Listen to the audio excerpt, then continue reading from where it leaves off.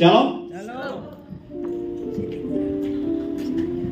Ya, bulan ini kita diajar atau belajar juga untuk kita boleh menjadi pribadi yang serupa dengan Kristus ya. Sekali lagi Bapak Ibu, bahwa keserupaan itu bukan sesuatu yang muncul dari luar diri kita, tetapi sebagaimana firman Tuhan ketika kita menjadi percaya kepada Kristus, benih ilahi itu sudah diberikan dalam kehidupan kita. Sehingga keserupaan dengan Kristus itu bukan sesuatu yang kita usahakan di luar dari diri kita, sesuatu yang kita kerjakan atau sesuatu yang sudah ada dalam hidup kita dan kita kerjakan, yaitu menjadi pribadi yang serupa dengan Kristus. Ya. Tentu saja kita akan lihat Bapak Ibu firman Tuhan ya. Tema firman Tuhan Christ likeness ya. Bagaimana kita menjadi pribadi yang serupa dengan Kristus ya. Dikatakan dalam firman Tuhan, kita ayat tema firman Tuhan langsung saja Roma 8 ayat 29. Sebab semua orang yang dipilihnya dari semula mereka juga ditentukannya dari semula untuk menjadi serupa dengan gambar anaknya, supaya ia anaknya itu menjadi yang sulung di antara banyak saudara. Ya, ini bukan karena minggu ketiga separuh Kristus separuh muka manusia, tapi Bapak Ibu, kita sedang berproses untuk menuju kepada keserupaan Kristus. Berbicara tentang keserupaan Kristus, ada banyak hal yang dapat kita pelajari ya. Kita bisa belajar tentang kerendahan hati. Seperti kemarin kita sudah belajar. Kita bisa belajar tentang kasih. Kita juga bisa belajar tentang kemurahan. Kita bisa belajar banyak hal dari Kristus tentang ketegasannya. Bagaimana dia bisa melayani pekerjaan Tuhan dengan satu. Kita bisa banyak belajar. Tapi Bapak Ibu, ada satu hal yang kadang-kadang kita mengabaikannya. Bahkan kita lebih banyak berfokus pada karakter-karakter Yesus yang dahsyat, tetapi hal-hal yang harus kita lakukan, kita tidak pernah kerjakan. Bahkan karena saking ini sebagai sesuatu yang sangat biasa, kita anggap sebagai sesuatu yang biasa dan tidak kita kerjakan. Bapak Ibu mungkin pernah lihat ini, tulisan ini. Satu ibu bisa merawat 10 anak, tetapi 10 anak belum tentu bisa merawat satu ibu. Sering? Ya? Iya. Di TikTok, di Reel, Bapak Ibu sering nih. Satu ibu bisa merawat 10 anak, tetapi 10 anak belum tentu bisa merawat satu ibu. Saya sengaja foto atau gambar bebek ya, supaya Bapak Ibu tidak tersinggung. Bebek, kata bebek ngomongnya begitu. Ibu bebek ngomong satu ibu bebek bisa merawat 10 anak bebek, tapi 10 anak bebek belum tentu bisa merawat satu ibu. Saya pakai ini supaya tidak tersinggung Bapak Ibu ya. Tapi nggak tahu benar ya ini. Benar. Oh, Benar sekali. Terjadi tuh Pak. Banyak. Kira-kira benar nggak ini? Satu ibu bisa merawat 10, 7, bahkan saya pernah dengar ada orang tua memiliki 12 anak, bisa merawat, bahkan bisa membawa anak pada satu kesuksesan. Tapi apakah benar 10 anak, 12 anak belum tentu bisa merawat satu ibu? Nah, Haleluya. Bapak Ibu mari dijawab nanti ya. Mari kita belajar dari Yesus. Kita percuma berbicara tentang kerendahan hati, berbicara tentang kasih seperti Kristus, sementara Bapak Ibu tidak bisa menjadi seorang anak yang baik bagi orang tua. Bapak Ibu, berbicara tentang Kristus itu tidak pernah lepas dari segala sesuatu yang dikerjakan Kristus yang ada di muka bumi. Kasih, kemurahannya, pelayanan, bahkan saya katakan termasuk relasinya dengan orang tuanya. Bagaimana Yesus menjadi pribadi yang sangat-sangat mencintai orang tuanya. Yesus juga mencintai Bapaknya di surga, bahkan dia melakukan kehendak Allah dengan sempurna, bahkan dia memberikan nyawanya, bahkan dia mengatakan tetelestai. Kata tetelestai bukan hanya berbicara tentang pengorbanan yang sudah selesai, tapi tanggung jawabnya sebagai manusia pun juga selesai, termasuk tanggung jawabnya sebagai anak kepada orang tua juga selesai. Ini Bapak Ibu sangat, yang mungkin bisa dibilang bentuk keprihatinan orang tua. Saya pernah dengar kalau waktu kecil, anak kalau sudah waktu kecil dibesarin, tapi kalau sudah besar nggak bisa jaga orang tua. Bapak Ibu, saya ingin Bapak Ibu belajar. Saya rasa terlalu tinggi berbicara karakter ilahi. Kalau sementara yang ini Bapak Ibu tidak percaya. Ini di depan mata. Gak usah berbicara yang di ujung-ujung pulau, mendatangi tempat-tempat yang menyeramkan untuk memberitakan Injil. Sementara orang tuamu, kau tidak pernah layak. Datang ke tempat-tempat yang paling menyeramkan untuk memberitakan Injil, tapi datang pada orang tua kau tidak pernah. Kau bisa memberikan pundakmu, kau bisa menempuh punggung seseorang dan mengatakan sabar. Tapi kau tidak pernah ada di saat susah bagi orang tua. Ya, mari kita jawab, apa yang dapat kita pelajari dari Yesus? Yesus itu pribadi yang sangat-sangat mencintai orang tua.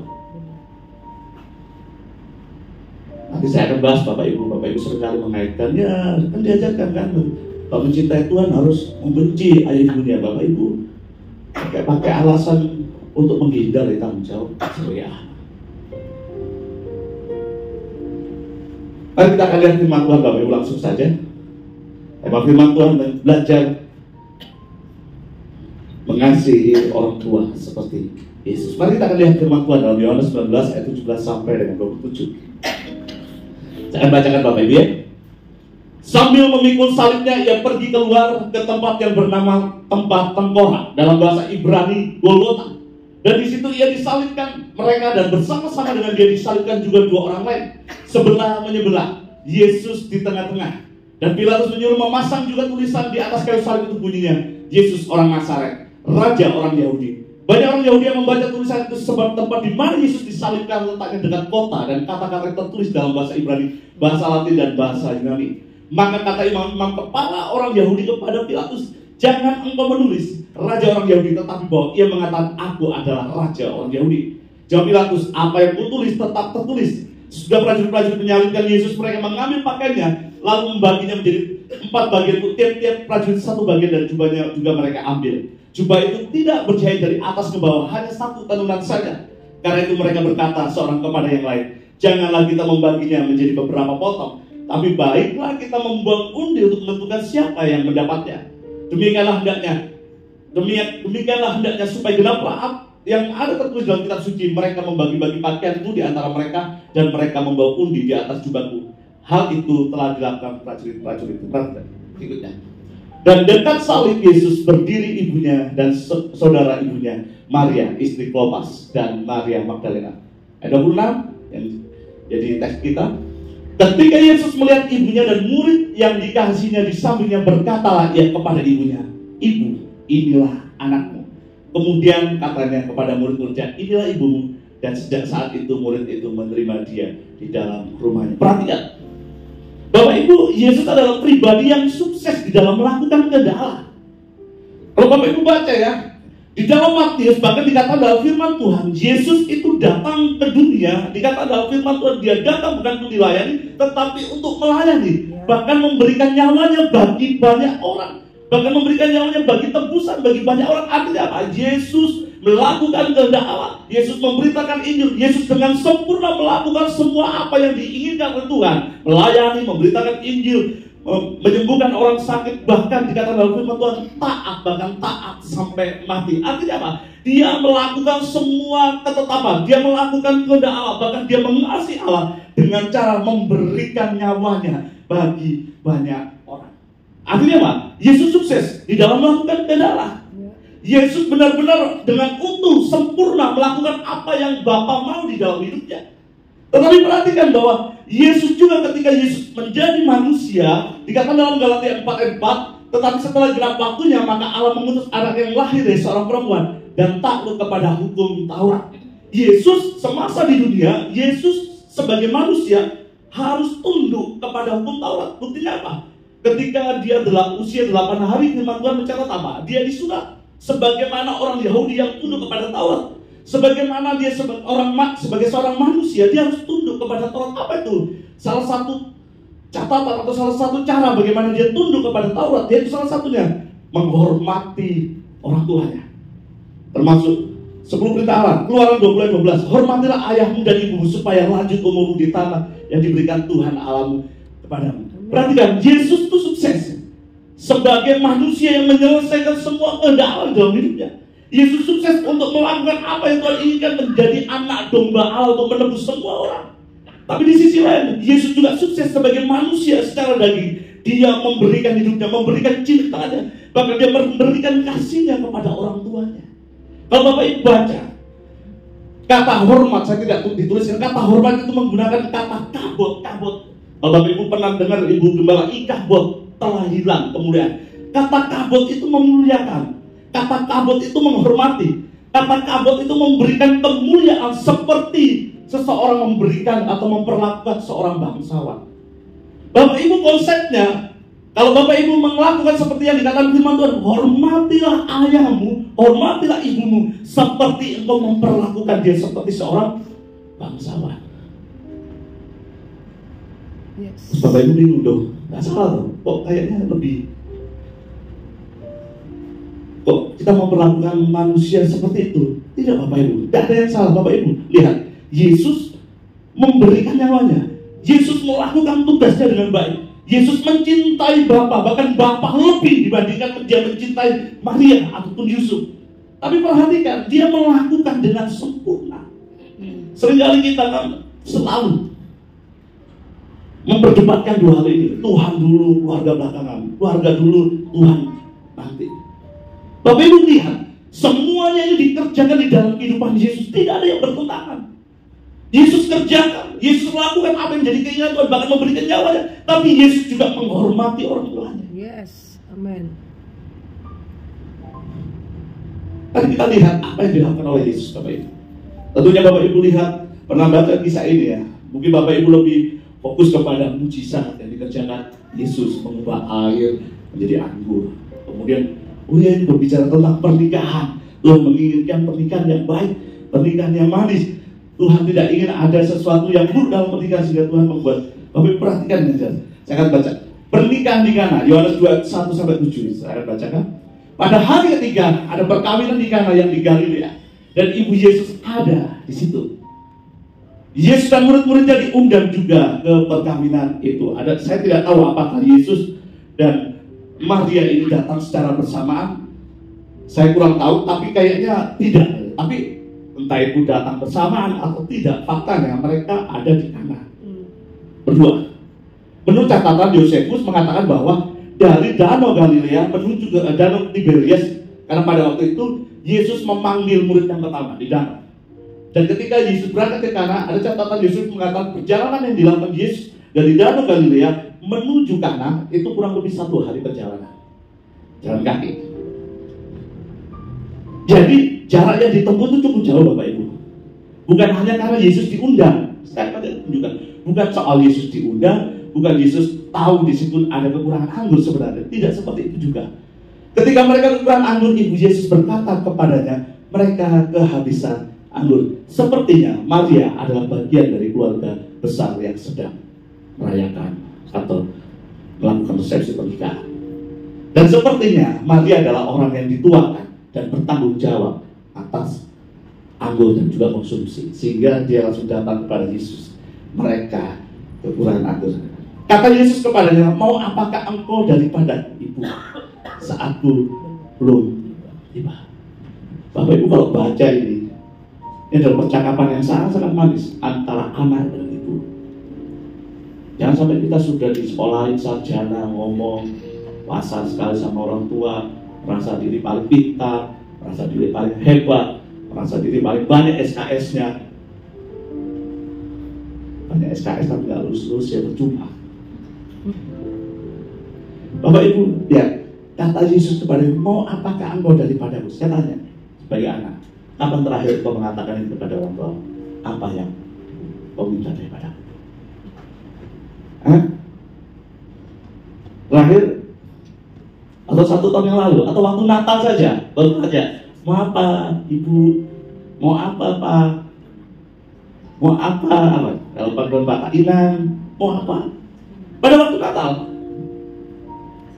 Kapan terakhir kita mengatakan mau apa engkau daripadaku? Kapan terakhir kita ngomong? Atau kita tidak pernah ngomong sama sekali pada orang tua kita mengatakan apa yang bisa aku lakukan untukmu? Kadang-kadang baru telepon saja kita sudah curiga, pasti minta sesuatu ini. Baru ngomong kita langsung potong. Dan kita mulai curiga, pasti minta-minta ini. Kapan terakhir mulut kita mengatakan apa yang engkau inginkan daripadaku? Apakah kita tidak pernah meneteskan air mata ketika orang tua kita meminta? Seharusnya tidak pernah dan tidak boleh meminta, karena itu adalah kewajiban kita. Belajar dari Yesus. Ini bukan hanya air menjadi anggur. Yesus lakukan tanggung jawabnya. Yesus tidak ingin melihat kesedihan ibunya. Sebagai perwakilan keluarga, sebagai bagian dari keluarga, Yesus tidak menginginkan ibunya ada di rundung kekhawatiran. Dia menanyakan, apa yang kau inginkan daripadaku? Dan dalam prosesnya Yesus membuat air menjadi anggur. Yesus tidak ingin melihat ibunya ada di dalam kekhawatiran. Yesus tidak ingin melihat ibunya ada di dalam kebingungan. Yesus tidak menginginkan ibunya berada dalam situasi-situasi sulit. Sehingga Yesus mengatakan, apa yang engkau inginkan daripadaku, ibu? Seberapa kali, seberapa sering kita memikirkan orang tua kita? Belajar dari Yesus.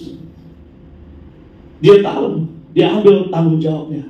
Bapak Ibu, ada kemungkinan ketika kisah ini dicatat, Yusuf sudah meninggalkan Maria, meninggal. Secara tradisi, ketika seorang janda sudah ditinggalkan pergi oleh suaminya meninggal, anak sulung harus menafkahi dan bertanggung jawab atas ibunya.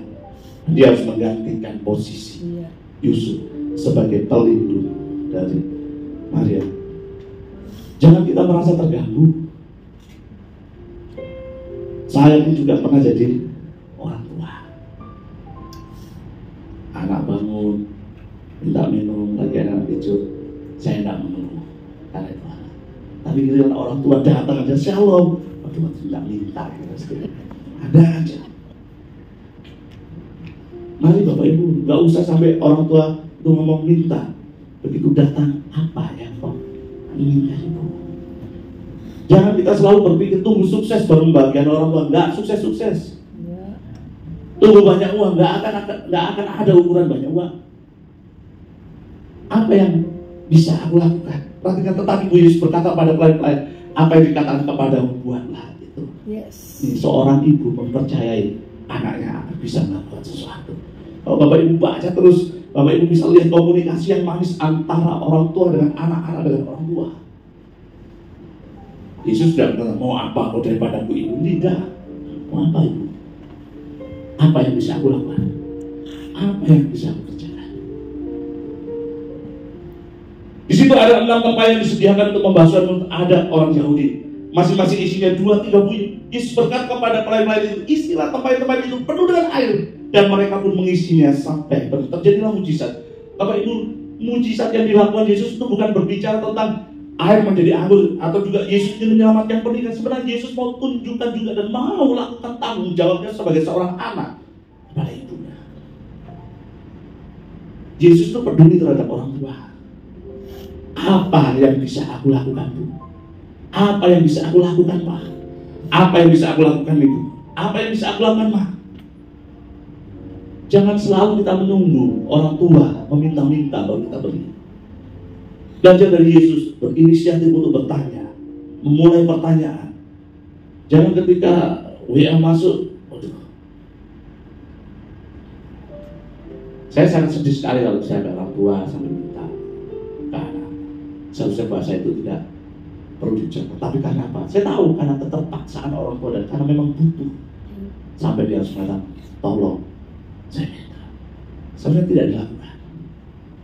Kalau ada orang yang melayani pekerjaan Tuhan dan hebat, doa sana tumbang sini, kalau tidak pernah bertanya kepada orang tua. Saya tahu ada ayat mengatakan bencilah orang tua. Bapak itu terlalu salah dan terlalu fatal dalam menafsirkan ayat itu.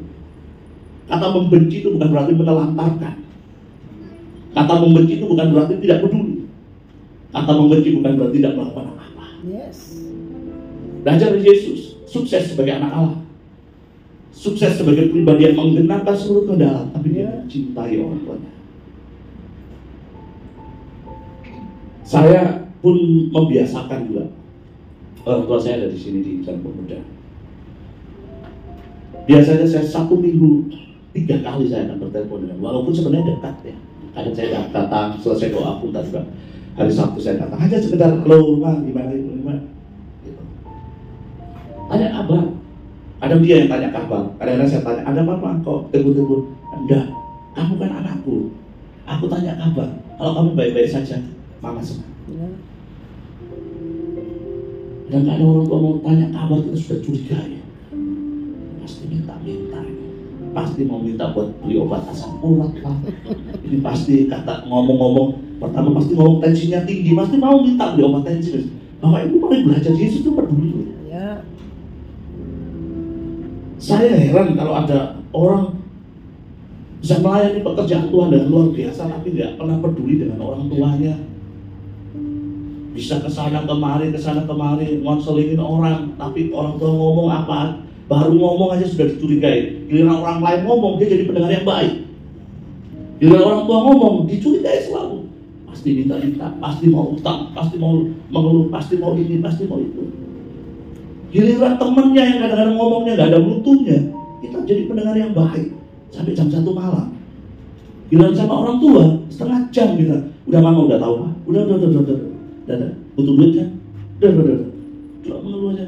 Kalau enggak, kalau sakit makanya begini dan sebagainya. Kamu berikan sesuatu. Mari belajar.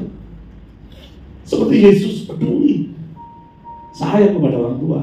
Kalau kita bicara keserupaan Kristus, nggak usah beranjak jauh-jauh dari kerendahan hati yang kadang-kadang berbicara tentang merendahkan perasaan. Ini loh yang dekat dengan mata, bahkan dekat dengan hatimu. Kenapa kau tidak pernah kerjakan? Kenapa kau beralih kepada kerendahan hati yang kadang-kadang menyiksa dirimu?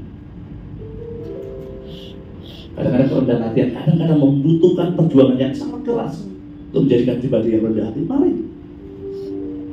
yang di depan mata, kasih orang tuamu. Permuliakanlah dia seperti yang dikatakan firman Tuhan. Hormati, kabok, perlakukan dia seperti bangsawan. Hormati dia dengan sungguh-sungguh, kasih, peduli, tanya kabar.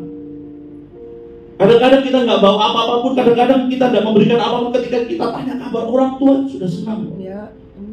Berarti anakku masih peduli, anakku masih sayang, anakku masih memperhatikan. Gak usah sok sibuk untuk Tuhan. Kadang-kadang juga belum tentu sibuk, belum tentu tepat juga melakukan apa yang kita inginkan. Yesus peduli terhadap orang tua. Mari kita jawab pertanyaan, benar nggak? 10 anak belum tentu bisa merawat 1 ibu. Yesus ambil tanggung jawab. Dia jadi pengganti Yusuf. Dia tidak ingin melihat Maria. Dia tidak ingin melihat Maria dirundung kekhawatiran. Dia buat mujizat.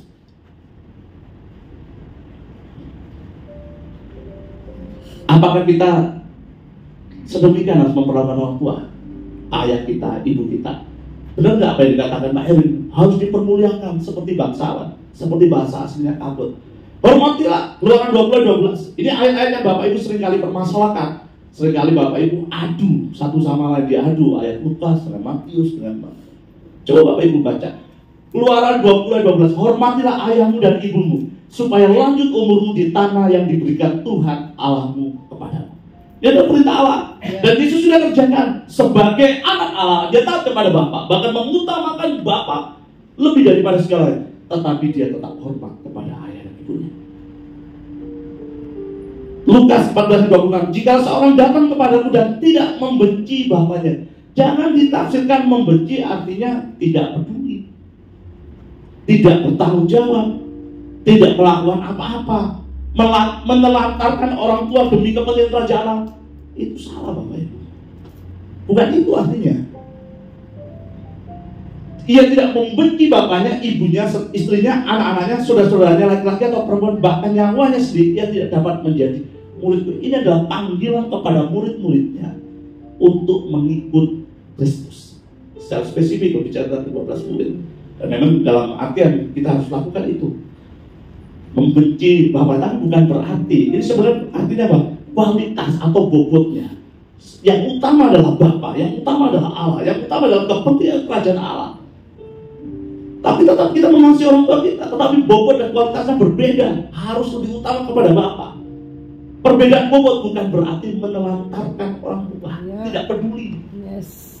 Habis-habisan untuk kerajaan Allah, tapi orang tua tidak diperhatikan. Saya pernah dengar bahwa ada orang tua menangis, anaknya melayani habis-habisan untuk orang lain, tidak ada waktu. Orang tuanya sakit dan meneteskan air mata. Orang lain dia kunjungi, orang lain dia buat. Saya di rumah sakit tidak didatangi. Apakah ini penerapan ayat Lukas 14:26? Salah. kunjungi orang sakit, layani orang lain, tapi jangan melupakan orang tua. Jangan kita berpikir kerajaan Allah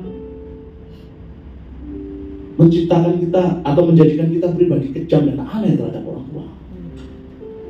Perhatikan Matius 15 ayat 3-6. Tetapi jawab Yesus kepada mereka, mengapa kamu melanggar perintah Allah demi adat istiadat dan apa-apa? Sebab Allah berfirman, hormatilah ayahmu dan ibumu. Dan lagi, siapa yang mengetik ayahnya atau ibunya pasti dihukum mati. Perhatikan. Tetapi kamu berkata, barang siapa berkata kepada bapaknya atau kepada ibunya, apa yang ada padaku yang dapat digunakan untuk pemeliharaanmu sudah digunakan untuk persembahan kepada Allah. Orang yang tidak wajib lagi menghormati bapaknya dan atau ibunya. Dengan demikian firman Allah akan menyatakan tidak berlaku demi adat istiadatnya.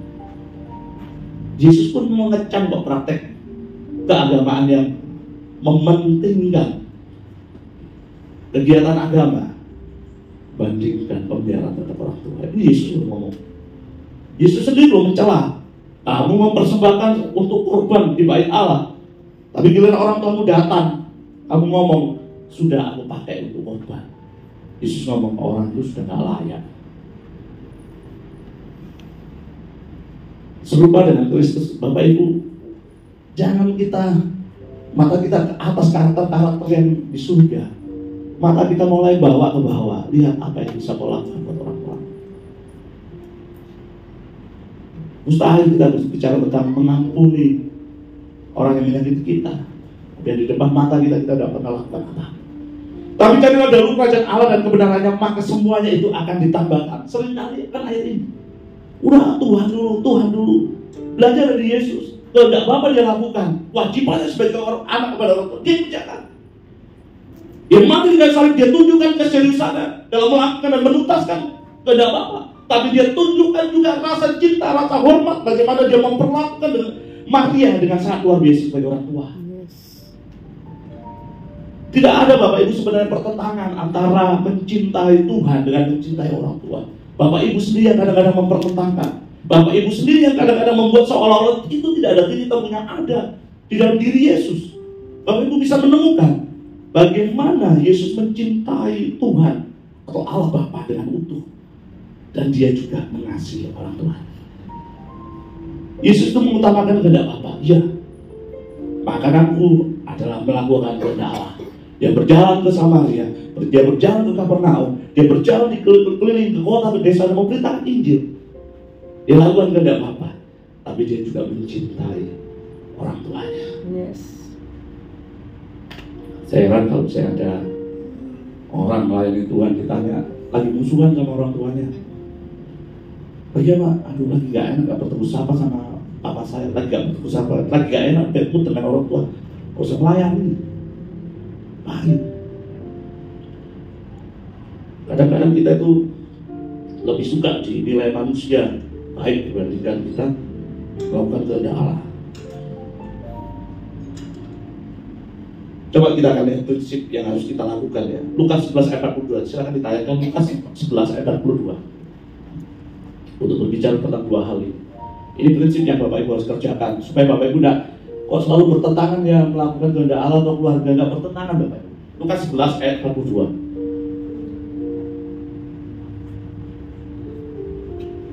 Tetapi celakalah kamu, hai orang-orang Farisi, sebab kamu membayar perpuluhan dan selasi, ilmu dan segala jenis sayuran, tetapi kamu mengabaikan keadilan dan kasih Allah.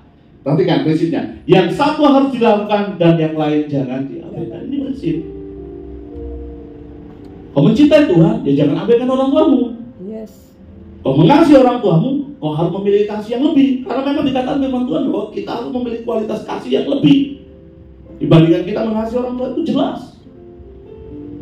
Bapak Ibu kadang-kadang selalu mempertentangkan ayat-ayat firman Tuhan yang sebenarnya tidak bertentangan.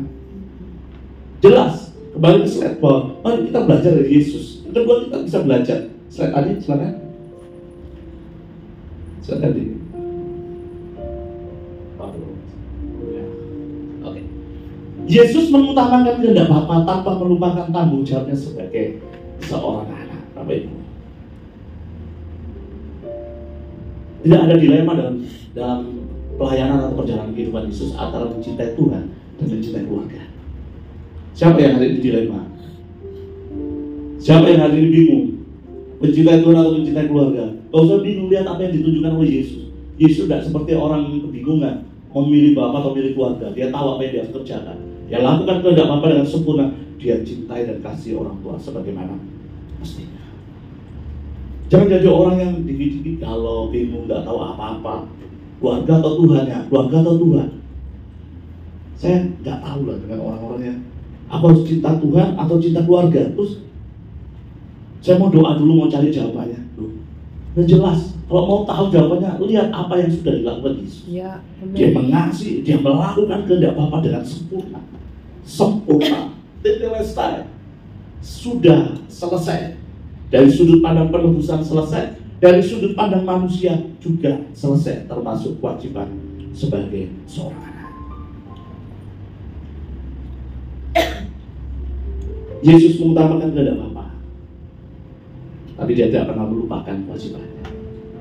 Jangan sampai kita dikenal sebagai orang aneh bagi orang tua kita, melayani Tuhan habis-habisan di rumah Tuhan, gereja, hari Minggu 4 kali. Orang tua susah kita tidak pernah tengok. Orang tua sakit kita nggak pernah datang. Alasannya sibuk 4 kali ibadah. Seorang tua berpikir begitu ya ajaran Tuhan ya. Nggak begitu. Menjadi salah, terlihat salah karena pilihan kita. Orang kecewa kepada Tuhan itu karena kita menerapkan kebenaran secara salah. ya, Seharusnya kita mengasihi Tuhan dan juga mengasihi orang tua kita. amin.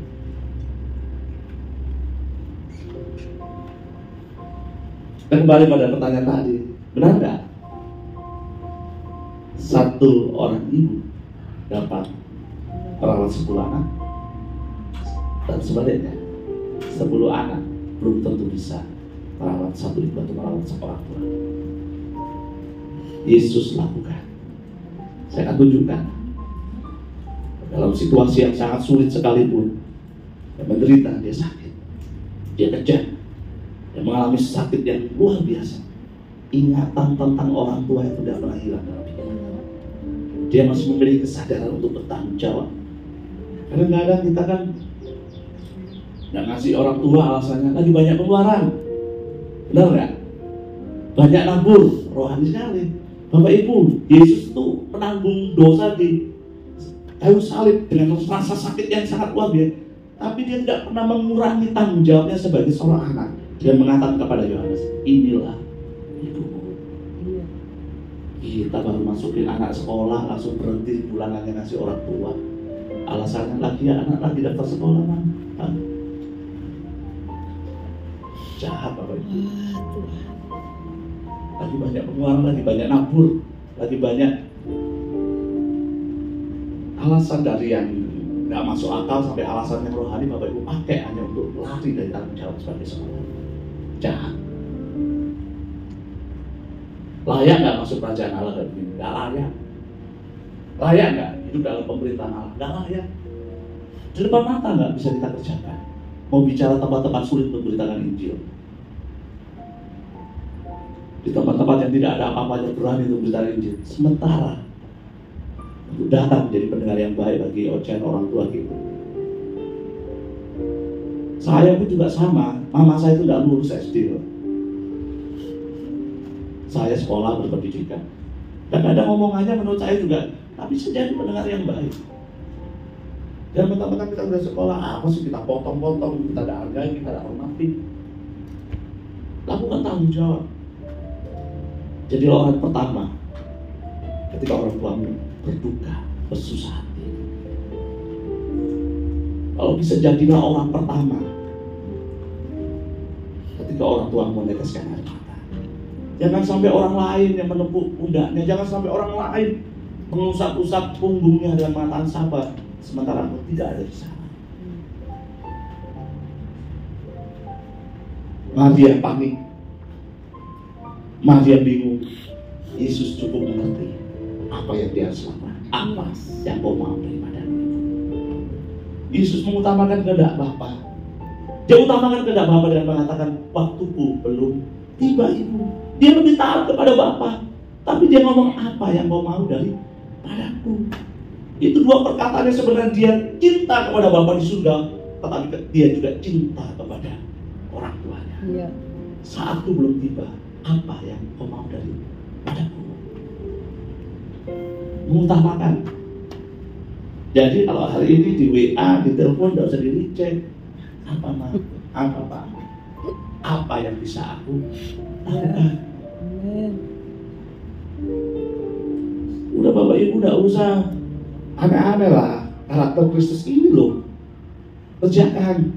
Gak usah kerendahan hati sampai dipuasa-puasain. Ini kerjakan. Ini tempat yang paling dekat yang dapat kita lakukan untuk menjadi serupa dengan Kristus. Dan akhirnya karakter-karakter yang lain akan mengikuti. Amin.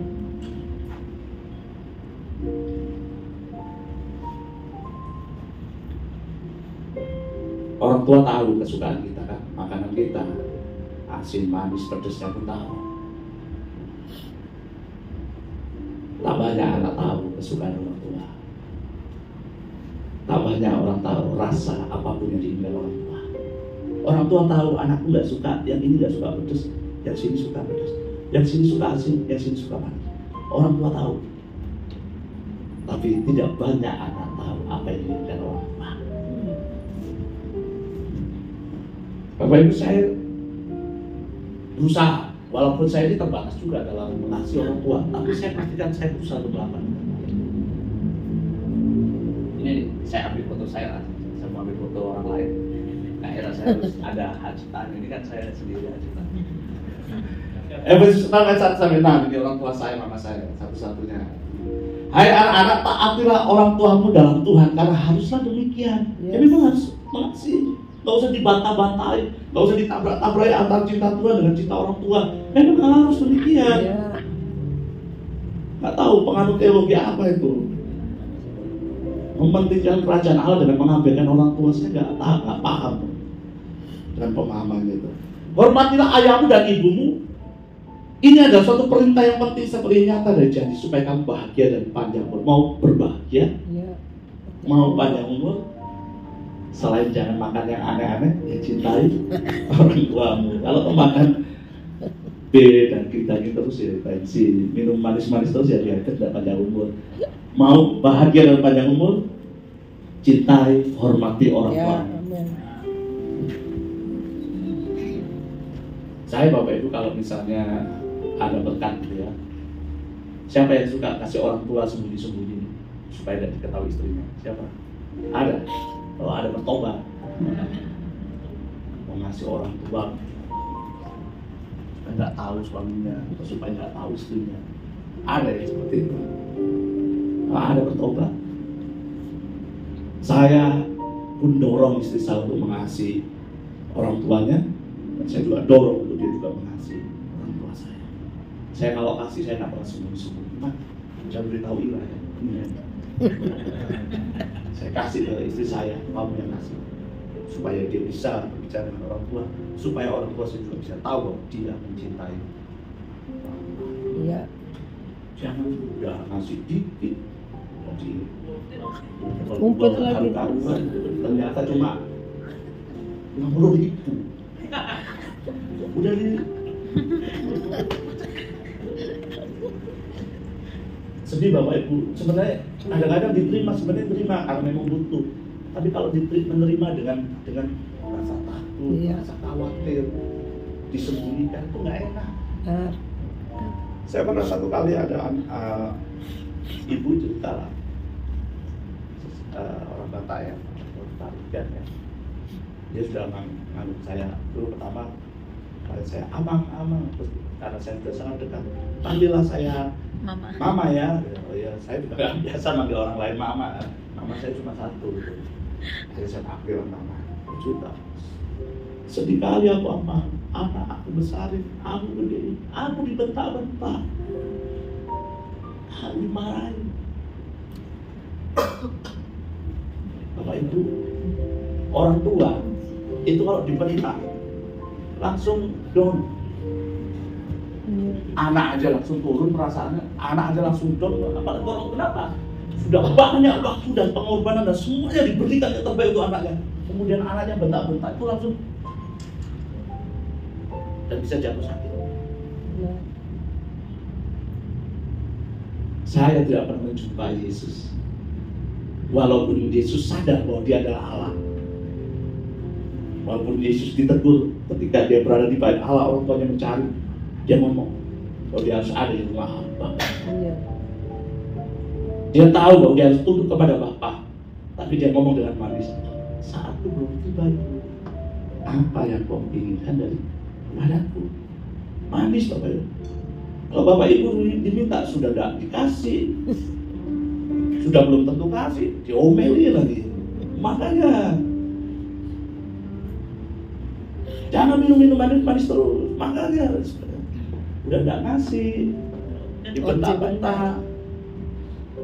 Saya cukup menangkap kesedihan, seperti dia tertutup, seperti dia merasa tidak berharga ketika dibentak-bentak oleh anak. Belajar dari Yesus, kalau usah ngomong rendah hati sampai melukai perasaan. Kalau ini tidak berjalan, kalau saya mengatakan stop, lakukan ini saja, enggak. Yesus itu lakukan dua-duanya. Dia mencintai Bapaknya, dia lakukan. Ya. Yang ketiga, ketika Yesus melihat ibunya dan murid yang dikasihnya di sampingnya, berkatalah ia kepada ibunya, ibu, inilah anak. Kadang-kadang kalau kita susah kan begitu ya. Ma lagi seret, ma tagihan masih belum cair, ma masih belum dapat pun. Banyak alasannya, Pak. Pokoknya banyak alasannya untuk tidak memberikan kasih, untuk lari dari tanggung jawab, atau bahkan mengurangi tanggung jawab sendiri. Perhatikan, Yesus sedang mengalami kesakitan yang luar biasa. Kepalanya diberikan mahkota dulu. Bahkan sebelum disalib, Yesus dipukul, Yesus dicambuk, Yesus ditendang. Mengalami sengsara yang luar biasa. Yesus dihina. Bahkan ketika dia dipaku di kayu, dia mengalami sakit yang luar biasa. Untuk bernafas saja dia susah. Dia harus mengangkat tangannya, dia harus mengangkat tubuhnya hanya untuk bernafas dan berbicara. Bahkan dia harus berjuang dalam rasa sakit yang luar biasa. Tapi ingatan tentang tanggung jawab sebagai seorang anak, dia mengatakan kepada Yesus, ibu, inilah anak. Dia mengatakan kepada Maria, ibu, inilah anak. Kemudian katanya kepada murid-muridnya, inilah ibumu. Dan sejak saat itu murid menerima dia di dalam rumahnya. Yes. Kalau engkau sedang susah, jangan kau kurangi tanggung jawab. Kalau saat ini berkat sedang sedikit, jangan pernah kau kurangi tanggung jawab orang tua. Karena orang tua pada waktu membesarkan kau tidak pernah berpikir untuk rugi membesarkan. Banyak berkorbannya. Karena di sini tidak ada anak saya. Saya pun tidak pernah berpikir bahwa saya berkorban atau tidak untuk anak. Secara otomatis saya akan tahan untuk tidak beli sesuatu untuk kenyamanan, kesenangan, dan saya pastikan anak saya baik-baik saja. Ya. Ini kan juga ketika orang tua membutuhkan tangan kita, membutuhkan telinga kita, akan membutuhkan sesuatu daripada kita. Ketika kita mengalami kekurangan, kesulitan, jangan kurangi rasa hormatmu, jangan kau kurangi tanggung jawab. Belajar dari Yesus, dia mengalami rasa sakit yang luar biasa. Sempat-sempatnya, kalau Bapak Ibu mengalami kesusahan, Bapak Ibu kan pasti mikir, boro-boro nolong, saya aja juga susah. Dan banyak alasan kita katakan, tapi tidak dengan Yesus. Dan rasa sakit yang luar biasa, Yesus bertanggung jawab terhadap orang tuanya. Yesus tahu bahwa aku pengganti Yesus. Yesus tahu bahwa sebentar lagi aku mati. Maria sama siapa? Maria siapa yang akan menjaga? Maria siapa yang akan memberikan nafkah? Yesus ambil tanggung jawab dalam rasa sakit dan berkata kepada Maria, ibu, ini anakmu. Dan menunjukkan arah mata kepada Yohanes murid yang dikasih. Bapak Ibu, dalam titik terberat dalam hidupnya, Yesus masih memikirkan tanggung jawabnya sebagai orang tua. Ya. Saya percaya di sini masih belum mengalami titik berat, semuanya dalam keadaan baik-baik. Lakukan yang terbaik bagi orang. Amin. Cintai, jaga, rawat. Pastikan dia tetap berharga walaupun tua. Pastikan dia tetap disayang walaupun sudah rentah. Pastikan dia tercukupi walaupun tidak bisa mencari nafkah. Pastikan keberadaanmu membuat dia bahagia. Belajar seperti Yesus. Kalau hari ini masih ada orang mempertentangkan atau mencintai Tuhan dan mencintai orang tua, bertobat. Kalau kau ingin serupa seperti Yesus, lakukan. Satu kali sebelum saya akhiri ya. Satu kali sebelum itu saya suka bercanda dengan anak saya, Saya ngomong sama istri itu hitungan umur, walaupun belum tentu. Ya saya akan berangkat duluan ya. Saya akan dipanggil duluan. Saya ngomong sama Hansel, karena saya pun dekat juga dengan Hansel. Misal kalau papi nanti pulang ke surga meninggal duluan, tolong jaga mami ya. Kamu jaga mami, kamu sayangi mami, kamu rawat mami. Awas lu kalau kau nggak jaga. Kenapa papi? Kalau kau nggak jaga, lebih percaya papi turun dari surga saya cekek kamu. Hansel bilang begini, emang bisa tuh dari surga turun ke bumi? Iya bisa. Papi minta izin dulu sama Tuhan, minta waktu berapa menit untuk cekek. Tapi saya sebenarnya hujan ya Papi. Jangan ambil nilai cekeknya. Saya hujan. Maksud saya Hansel sayang orang. Bapak Ibu, ini perkataan Yesus yang terakhir sebenarnya ini menyiratkan ada nasihat yang tersirat bahwa dari salib muncul perintah sayangilah orang tua. Iya. Kalau kau nggak menyayangi orang tua, ada satu makhluk yang tidak wajib untuk mencintai orang tua. Siapa tahu nggak? Ada yang tahu? Ada yang tahu? Generasi yang di atas nggak tahu. Orang sakti, Sun Gokong dia lahir dari batu, dia tidak punya orang tua. Dia tidak wajib untuk mencintai orang tua. Kalau Bapak Ibu tidak mau mencintai, tidak mengasihi orang tua, kumpul sama kelas sakti sana. Lahir. Peringatkanlah hal-hal ini juga kepada janda-janda itu agar mereka hidup dengan tidak bercela. Tetapi jika ada seorang yang tidak memeliharakan sanak saudaranya, apalagi seisi rumah itu berbicara juga orang tua, orang itu murtad dan lebih buruk dari orang yang tidak beriman. Iya. Murtad itu nggak meninggalkan Yesus. Murtad itu tidak berbicara pindah tempat ibadah, logik di tempat lain. Tidak. Murtad dan lebih buruk itu kau tidak sayang orang tuamu, tapi kau bergura-gura dalam pelayanan. Murtad apa itu? Sayangilah orang tuamu, kau akan menjadi serupa. Yes. Yuk, kali kita berdiri. Yes. Haleluya.